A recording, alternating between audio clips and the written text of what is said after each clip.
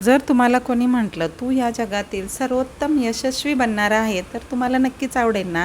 तर हे पुस्तक आपल्याला हेच शिकवतं की आपण जीवनात खूप उंच पातळी गाठू शकतो. Power of your subconscious mind हे पुस्तक लिहिलं आहे जोसेफ मर्फी यांनी. चला तर या पुस्तकातील आपण टॉपिक नंबर 1चा नेक्स्ट पॉईंट पाहणार आहोत. पहिला टॉपिक आहे जीवनात चमत्कार करणारं पुस्तक. खरोखरच या पुस्तकातून अनेकांच्या जीवनात चमत्कार घडून आलेले आहेत. आज पाहणार आहोत प्रार्थना एक चमत्कार. प्रार्थना करायला कोणाला नाही आवडते, पण आपण प्रार्थना केव्हा करतो, कशी करायला हवी हे या पुस्तकात लेखकांनी खूप सविस्तर असं दिलं आहे. वैज्ञानिक प्रार्थना मेंदूच्या चेतन आणि अचेतन स्तराच्या मधली एक अशी सामंजस्यपूर्ण परस्पर क्रिया आहे. म्हणजे आपल्याला 2 मनं असतात, चेतन आणि अवचेतन, जिचा एखाद्या विशिष्ट उद्देश प्राप्त करण्यासाठी वैज्ञानिक पद्धतीने सूचित केले जाते.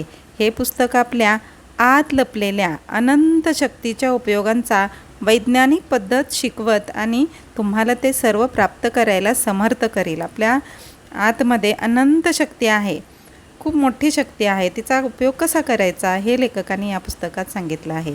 जे तुम्ही जीवनात खरोखरच प्राप्त करू इच्छिता, जर तुम्हाला अधिक सुखी, पूर्ण आणि समृद्ध जीवन असले पाहिजे, तर आपण या चमत्कारिक शक्तीचा उपयोग करून जीवनात सुखी होऊ शकता. तुम्ही तुमच्या कामधंद्याची समस्या सोडू शकता, कौटुंबिक नात्यात सद्भावना देखील आणू शकता. हे पुस्तक पुन्हा पुन्हा वाचण्याची गरज आहे, तेव्हाच ते तुम्हाला समजेल आणि तेव्हाच तुम्हाला कळेल की ही चमत्कारिक शक्ती कशी प्रेरणा तसेच गुणवत्तेला बाहेर काढू शकते. या पुस्तकातून तुम्ही आपल्या अचेतन मनाला प्रभावित करण्याचे सोपे मार्ग देखील शिकू शकता. या पुस्तकातून आपण आपल्या शक्तीच्या अनंत भंडाराचा उपयोग करण्याचे नवे वैज्ञानिक तंत्र देखील शिकू शकता. या पुस्तकाला अत्यंत लक्षपूर्वक, प्रामाणिकपणे आणि आदराने वाचण्याची गरज आहे. प्रत्येक क्षणी हाच विश्वास असू द्या की हे पुस्तक तुम्हाला चमत्कारिक पद्धतीने मदत करू शकते. मला असे वाटते की असेच होणार. हे पुस्तक आपल्या जीवनात निर्णायक ओळख देण्यास समर्थ ठरेल. आता पहा, लेखक म्हणतो प्रत्येक माणूस प्रार्थना करतोच. कधी करतो तुम्हाला हे माहीत आहे का? ही प्रभावी प्रार्थना कशी केली जाते? किती दीर्घकाळापासून तुम्ही प्रार्थना करून सोडून दिले बरं? आठवा बरं. गंमत म्हणजे फक्त संकट किंवा भीती, आजार किंवा मृत्यू, अत्यंत परिस्थिती हात जोडले जातात. दररोजच्या बातम्यांवर एक नजर टाका. देशवासी एखाद्या असाध्य आजारातून बरा व्हावा म्हणून पीडित मुलासाठी प्रार्थना करीत असतात. देशात शांतता नांदावी म्हणून प्रार्थना करीत असतात. एखाद्या ठिकाणी पुराच्या पाण्यात अडकलेल्या लोकांसाठी प्रार्थना करीत असतात. वाचलेल्या लोकांनी देखील संकट काळात बचाव व्हावा म्हणून प्रार्थना करीत असतात. पण लेखकाचं म्हणणं आहे की तुम्ही संकट काळीच का प्रार्थना करायची? आता गृहीत धरून असा की संकट काळात प्रार्थना केल्याचा फायदा होतो, नक्की होतो फायदा, परंतु प्रार्थनेचा आधार घेत आपल्या जीवनाच्या सृजनात्मकतेचा भाग करण्यासाठी नेहमी संकटाचीच वाट का पाहावी?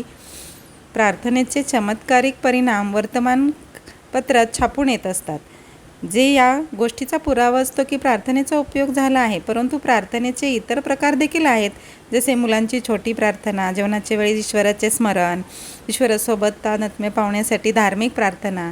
मी प्रार्थनेच्या विविध विधींचा अभ्यास करून स्वतःच्या जीवनात देखील शक्ती अनुभवली आहे.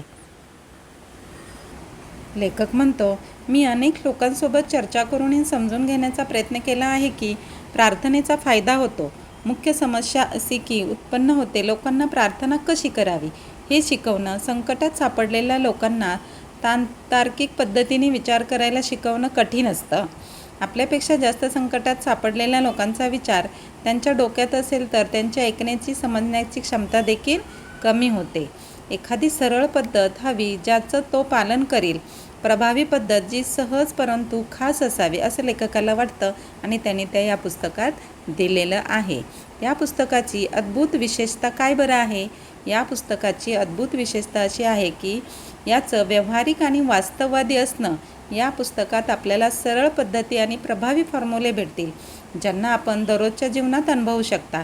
या सोपी पद्धत जी जगातील अनेक लोकांना देखील शिकवल्या आहेत. लेखकांनी या पुस्तकात काही खास गोष्टी आपल्याला मदत करतील याचं देखील सांगण्यात आलं आहे. आपण ज्या गोष्टीसाठी प्रार्थना करत आहोत नेहमी त्याच्या उलट घडताना दिसतं. असं का बरं होतं? जगातील हजारो लोकांनी मला विचारले, असं लेखक म्हणतो, पुन्हा पुन्हा प्रार्थना करूनही मला माझी वांछित गोष्ट का नाही मिळत? या पुस्तकात त्याचे उत्तर तुम्हाला नक्कीच मिळेल.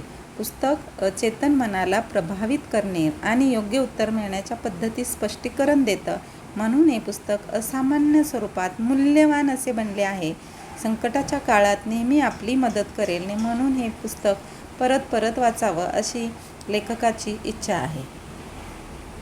लेखकाचं म्हणणं आहे, तुमचा विश्वास असायला हवा. मग त्या विश्वासाचा नियम काय बरं असेल?